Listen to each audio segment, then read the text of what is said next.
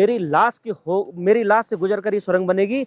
ऐसी कोई भी सुरंग जो पौड़ी को कटघरे में डालेगी। जो साथियों नमस्कार, मैं प्रमोद खंडूरी, इस समय मैं पौड़ी में हूँ और मेरे साथ हैं नमन चंदोला जो पौड़ी बचाओ संघर्ष समिति के संयोजक हैं।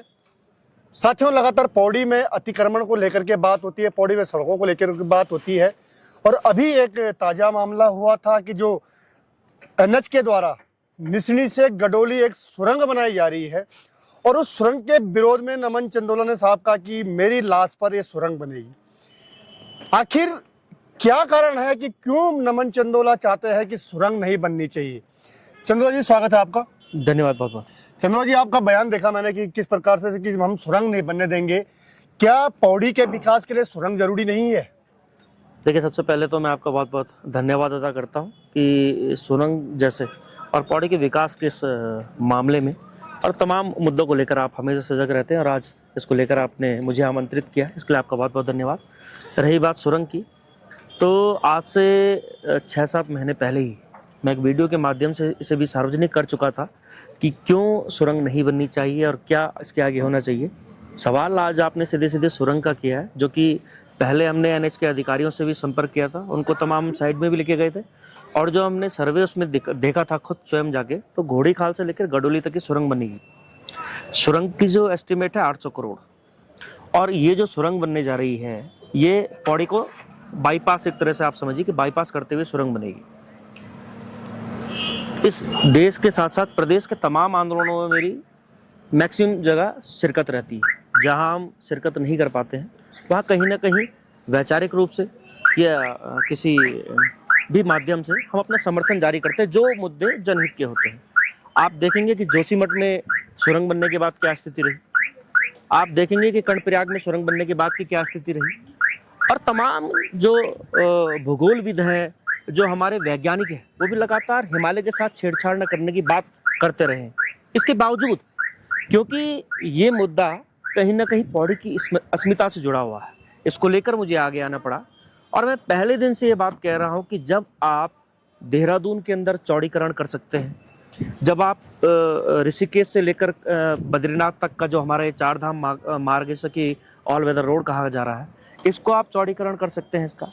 और यही नहीं, पैठानी जैसी छोटी जगह की मार्केट को आप जब चौड़ीकरण के द्वारा भव्य बना सकते हैं, तो मैं सिर्फ अपने उन आलोचकों से और जो इस सुरंग को समर्थन में हर चौड़ीकरण को नहीं होने देना चाहते, मैं उनसे सिर्फ ये सवाल पूछना चाहता हूं कि क्या पौड़ी की किस्मत में सिर्फ बाईपास है, वो योजनाओं का बाईपास हो, मुख्यमंत्रियों की धरातल पर पौड़ी के लिए कार्य न कर पाने का बाईपास हो, यहाँ के नेतृत्व का बाईपास हो, या फिर सुरंग का बाईपास हो? नमन जी एक चीज बताइए मुझे, अगर बात कर रहे हैं सुरंग चौड़ीकरण का, बहुत पहले अभी हमने देखा था कि यहाँ मार्किंग हुई थी, पेट्रोल पंप से लेके और पूरे श्रीनगर रोड तक मार्किंग हुई थी। लोगों ने उसके बाद ही मकान रोड पे बनाए और आज तक उस मार्किंग पे कार्रवाई नहीं हुई।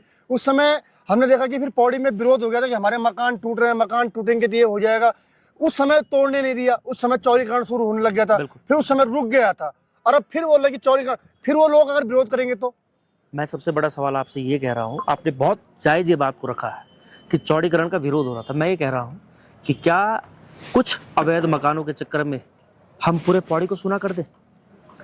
आपने जैसे कहा कि पहले एनएच ने 150 के लगभग मकानों का चिन्हीकरण किया था जो अवैध है, किया था।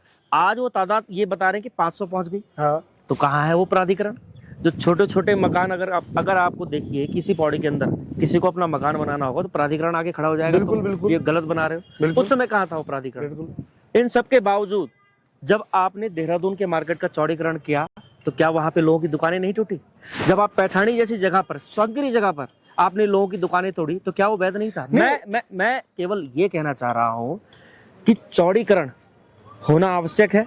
इस शहर को अगर बचाना है तो जब तक सड़कें बढ़ेंगी नहीं, सड़कों में व्यापक विस्तार नहीं होगा, तो हम आगे नहीं बढ़ पाएंगे। नहीं, बिल्कुल आपका कहना सही है। चौड़ीकरण हम तो इसका सबसे पक्षधर है कि पौड़ी का शहर का चौड़ीकरण होगा, क्योंकि जब स्कूल की बसें निकलती हैं सुबह के टाइम जाम लग जाता है, आम आदमी को चलना मुश्किल हो जाता है, यहाँ पे नहीं चल पाते। लेकिन हमें चौड़ीकरण के साथ साथ अगर सुरंग निकलती है, सुरंग निकलने से एक चीज और भी है कि अगर पौड़ी पे जो कह रहे हैं कि अनावश्यक बोझ नहीं बढ़ेगा, तो वो लोग श्रीनगर वाला जाने का रूट, ये यात्रा रूट यहाँ से बढ़ सकता है, क्योंकि अगर सुरंगें खुलती हैं, दुगड्डा खुल जाए, दुगड्डा से सतपुली खुल जाए, यहाँ खुल जाए, यहाँ से पावो खुल जाए, तो कनेक्टिविटी बन जाती। मैं आपकी ये तमाम सुरंगें उन पे थोड़ा सा 5-10 मिनट बाद चर्चा करूंगा, पहले मैं चर्चा को पूरा कर लूँ। आपने कहा कि बसें आती हैं तो रास्ते जाम हो जाते हैं। अभी हालात ये हैं कि अगर कोई गाड़ी स्टेशन में खड़ी होगी तो कोई ट्रैफिक का इंचार्ज सिटी मार के उसको बोलेगा भाई आप आगे ले जाओ, आगे ले जाओ, बेचारे जाते जाते जाते श्रीनगर चले जाए। तो चौड़ीकरण इसलिए जरूरी है। दूसरी मैं बात इस चैनल के माध्यम से जितने भी लोग व्यूअर्स इस वीडियो को देख रहे हैं, मैं साफ कहना चाहता हूँ कि जब सरकार ने दिल्ली से महल चौरी रोड का चौड़ीकरण किया था तो वहाँ पर जो अतिक्रमण के नाम पर जो मकान हटे थे, दुकानें हटी थी, वहाँ मुआवजा दिया गया था। जब सरकार ने मुंबई महाराष्ट्र हाईवे बनाया था तब चौड़ीकरण के नाम पर वहाँ मुआवजा दिया गया था।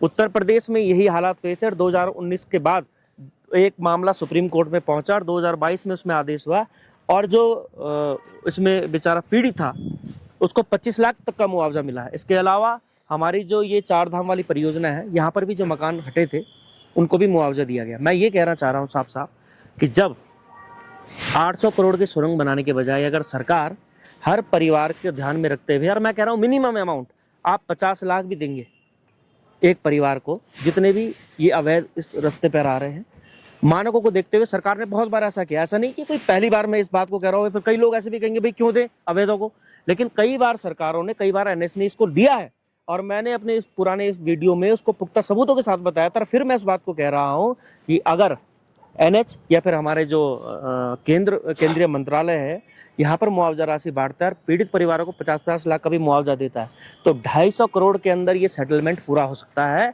और उसके बाद पौड़ी की भव्यता और दिव्यता बढ़ेगी। आपने कहा कि सुरंग में दिक्कत क्या है आखिर, तो सुरंग में मुझे 3 दिक्कतें हैं बेसिकली।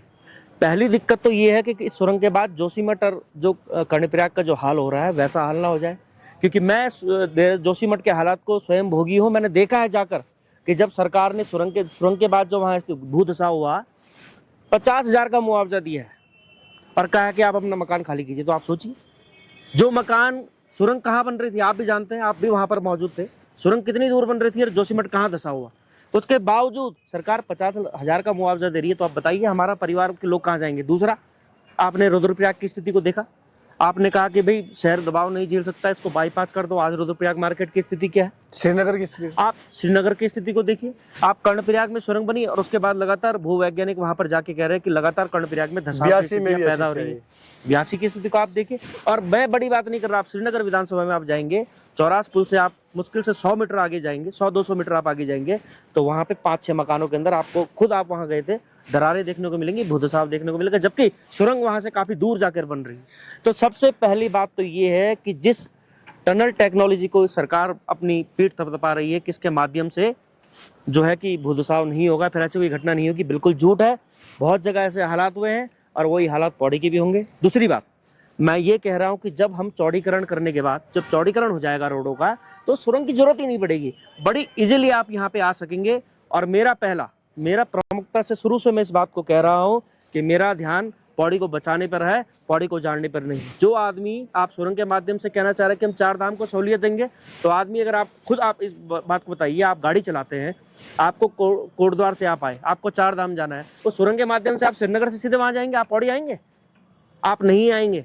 बिल्कुल। वो सुरंग केवल किसके लिए रह जाएगी? पौड़ी आने के लिए। हमारे जो 2-4 लोकल गांव है उनके लिए माध्यम बन जाएगा, उसके अलावा कोई आदमी पौड़ी आने को तैयार नहीं होगा। तो क्या आपका कहना है कि 200 करोड़ रुपए अगर मुआवजा दे करके रोड चौड़ी हो सकती है? बिल्कुल। तो कहीं ऐसा तो नहीं है कि जो टनलों का जो सिस्टम बन रहा है किसी बड़ी कंपनियों को लाभ पहुंचाने के लिए किया जा रहा हो? अब मैं आपकी उन बातों पे आता हूँ कि मुझे बहुत सारे लोग मुझे ये कह रहे थे कि आप विकास विरोधी भी, तो मैं ये कहना चाह रहा हूँ कि सरकार ने 3 योजनाएं भी प्रस्तुत करी। एक, दुगड्डा से सतपुली टनल की बात की गई। ये बिल्कुल वो टनल है जिससे आवाजाही काफी सहूलियत लोगों को मिलेगी रोडों की हालत को देखते हुए। लेकिन हमें ये जरूर ध्यान रखना चाहिए कि उसके आसपास के क्षेत्रों पर उसका क्या प्रभाव पड़ेगा, पूरी सर्वे इंजीनियरिंग उसमें होनी चाहिए।